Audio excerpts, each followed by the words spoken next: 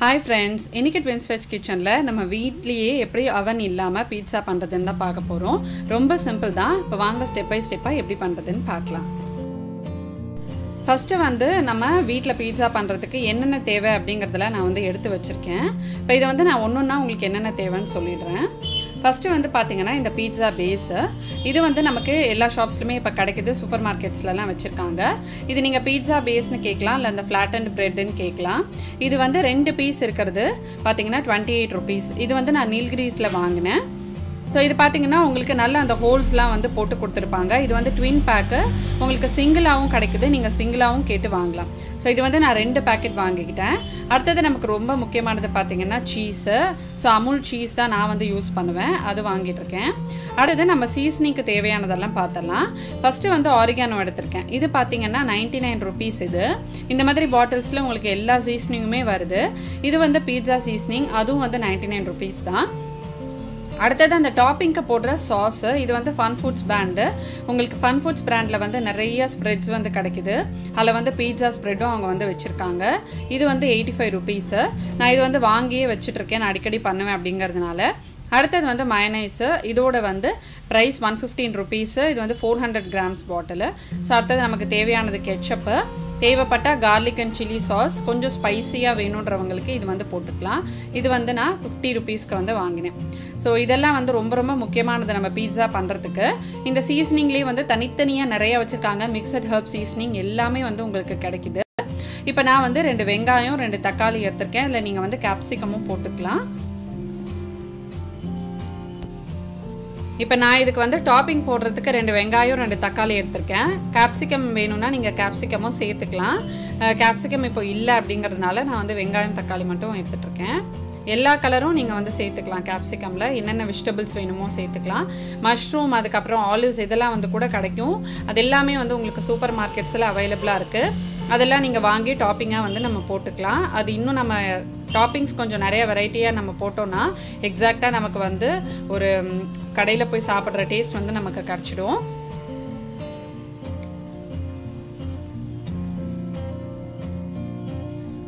இப்போ வெங்காயம் தக்காளி எல்லாம் வந்து நம்ம ரெடியா எடுத்ததுக்கு அப்புறமா இத நல்லா வாஷ் பண்ணிட்டு அதாவது மெலிசா ஸ்லைஸ் சைஸா கட் பண்ணிக்கோங்க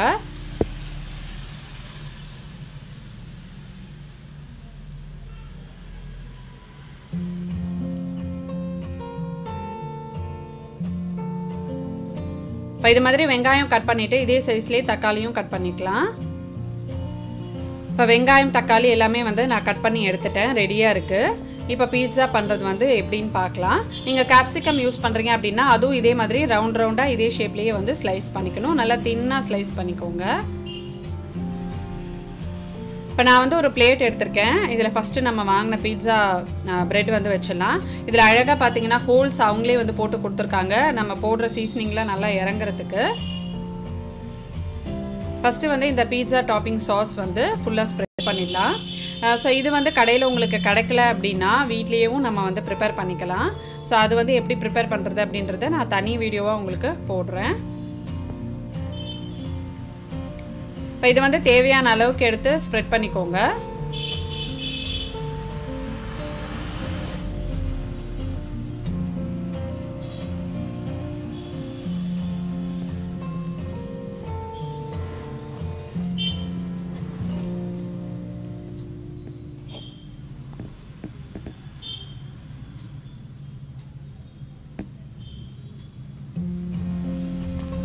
இப்போ இதுக்கு மேல நான் வந்து மயோனைஸ் ஸ்ப்ரெட் பண்ண போறேன் இது வந்து ஆப்ஷனல் தான் வேணாம்னா நீங்க வந்து ஸ்கிப் பண்ணிக்கலாம் ஜஸ்ட் அது மேலேயே வந்து ஒரு லேயர் கொஞ்சமா வந்து ஸ்ப்ரெட் பண்ணிக்கிறேன் நான்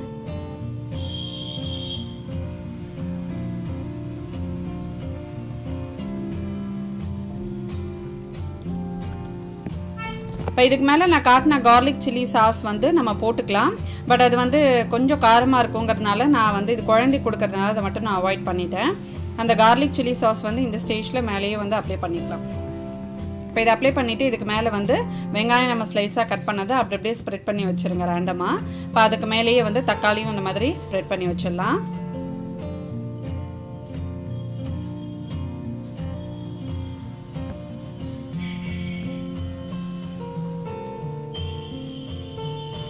நீங்கள் வந்து மஷ்ரூம் போடுறீங்க அப்படின்னா இந்த ஸ்டேஜில் வந்து நம்ம மஷ்ரூமும் அப்படியே மேலேயே வந்து நல்லா வாஷ் பண்ணிவிட்டு பீஸ் பீஸாக கட் பண்ணி வச்சிடலாம். இப்போது நம்மளோட ஃபேவரட் சீஸ் வந்து உங்களுக்கு மொசரெல்லா சீஸ் கிடைக்குது, அதுக்கப்புறம் செடார் சீஸ் கிடைக்குது, நீங்கள் எது வேணால் யூஸ் பண்ணிக்கலாம்.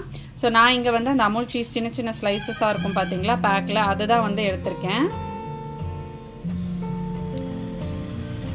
இப்போ வந்து பீட்சாக்கு போடுற சீஸே வந்து தனியாக வச்சுருக்காங்க. ஸோ அதே நேம் மென்ஷன் பண்ணி அந்த மாதிரி வேணும்னாலும் நீங்கள் வந்து வாங்கிக்கலாம்.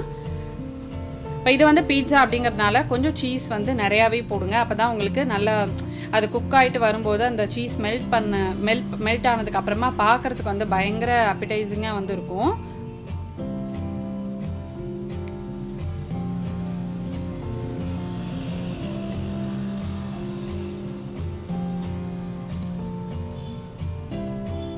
இப்போ தேவையான அளவுக்கு இதில் வந்து சீஸ் நான் வந்து ஆட் பண்ணிட்டேன். கரெக்டாக வந்து ஒரு 1.5 கியூப் வரைக்கும் நான் வந்து போட்டிருக்கேன், கிரேட் பண்ணி போட்டிருக்கேன். இப்போ இதுக்கு மேலே நான் உங்ககிட்ட காட்டின சீசனிங்லாம் வந்து நம்ம சேர்த்துக்க போகிறோம். நான் கொஞ்சமாக வந்து சில்லி ஃப்ளேக்ஸ் போடுறேன், காரத்துக்கு ஏற்ற மாதிரி நீங்கள் வந்து போட்டுக்கலாம்.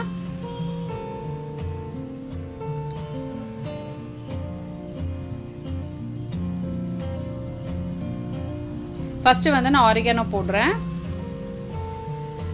ஸோ இதெல்லாம் பார்த்தீங்கன்னா நம்ம பீட்சா ஷாப்பில் போகும்போது இந்த எக்ஸ்ட்ரா டாப்பிங்ஸ்லாம் வந்து பேக்கெட்டில் கொடுத்துருப்பாங்க. அது கூட நம்ம போகும்போது வந்து நம்ம யூஸ் பண்ணது இல்லாமல் மீதி வந்து நம்ம ஸ்டோர் பண்ணி வச்சுக்கலாம். ஸோ நம்ம இந்த மாதிரி வீட்டில் பீட்சா பண்ணும்போது அதை வந்து நம்ம யூஸ் பண்ணிக்கலாம். அதில் வந்து உங்களுக்கு பீட்சா சீசனிங், அதுக்கப்புறம் ஆரிகானோ, மிக்சட் சீசனிங் எல்லாமே வந்து அவங்க பேக்கெட்டாக கொடுத்துருப்பாங்க. ஸோ அந்த குட்டி குட்டி பேக்கெட்ஸ்லாம் வந்து நான் கலெக்ட் பண்ணி வச்சுப்பேன். அடுத்தது வந்து நான் பீட்சா சீசனிங் போடுறேன். ஸோ இது வந்து தேவையான அளவு வந்து எல்லாமே போட்டாச்சு.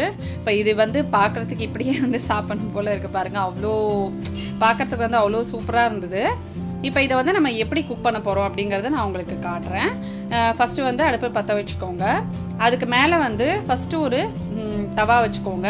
இது வந்து நம்ம பழைய தவாவாக இருக்கலாம், இல்லை இதை நம்ம வந்து யூஸ் பண்ணுற தோசை தவா எதுவாக வேணால் இருக்கலாம். இப்போ இது வந்து நம்ம வச்சுட்டு இதுக்கு மேலே வந்து நம்ம இன்னொரு பேன் வைக்க போகிறோம். உங்களுக்கு இது எப்படி ஏன் நம்ம 2 பேன் வைக்கிறோம் அப்படின்னா உங்களுக்கு பேஸ் வந்து ரொம்ப அடிப்பிடிக்காமல் இருக்கிறதுக்காக, அதுவும் வந்து நம்ம ஸ்லோ குக் பண்ணும்போது நல்லா வந்து உங்களுக்கு அந்த சீஸ்லாம் வந்து நல்லா மெல்ட் ஆகி கரெக்டான அளவுக்கு வந்து குக் ஆகும். ஸோ அதனால் இந்த மாதிரி பண்ணுங்கள். டேரெக்டாக வந்து நம்ம தோசை தவாவில் வச்சோம் அப்படின்னா அந்த பேஸ் வந்து ரொம்ப அதாவது என்ன சொல்கிறதுனா ரொம்ப தீஞ்சு போயிடுற மாதிரி ஆகிடும். அதனால் இந்த மாதிரி குக் பண்ணும்போது நல்லா ஸ்லோ குக் ஆகும்.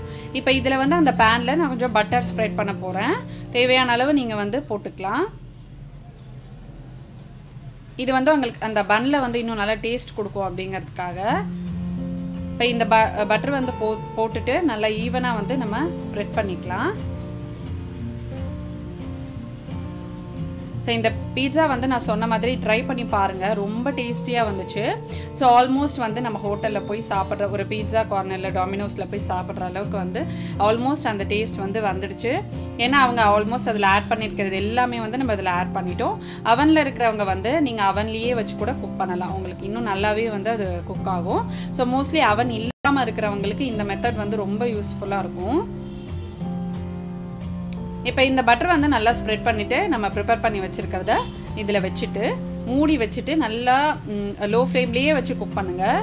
அப்போ தான் உங்களுக்கு வந்து கொஞ்சம் டைம் எடுக்கும், பட் நல்லா வந்து உங்களுக்கு அந்த சீஸ்லாம் மெல்ட் ஆகி அந்த வெங்காயம் தக்காளி அதெல்லாம் வந்து கொஞ்சம் லைட்டாக குக் ஆகி நல்லாயிருக்கும். இப்போ இதில் வச்சுட்டு நம்ம மூடி வச்சிடலாம். நடுவில் வந்து எடுத்து பார்த்துக்கோங்க சீஸ் வந்து எந்த லெவலில் குக் ஆகிருக்கு அப்படின்ட்டு. நான் உங்களுக்கு கொஞ்ச நேரம் இது குக் ஆனதுக்கு அப்புறமா நடுவில் வந்து உங்களுக்கு எடுத்து காட்டுறேன். இது வந்து எப்படி மெல்ட் ஆனதுக்கு அப்புறமா தான் நம்ம எடுக்க போகிறோம்.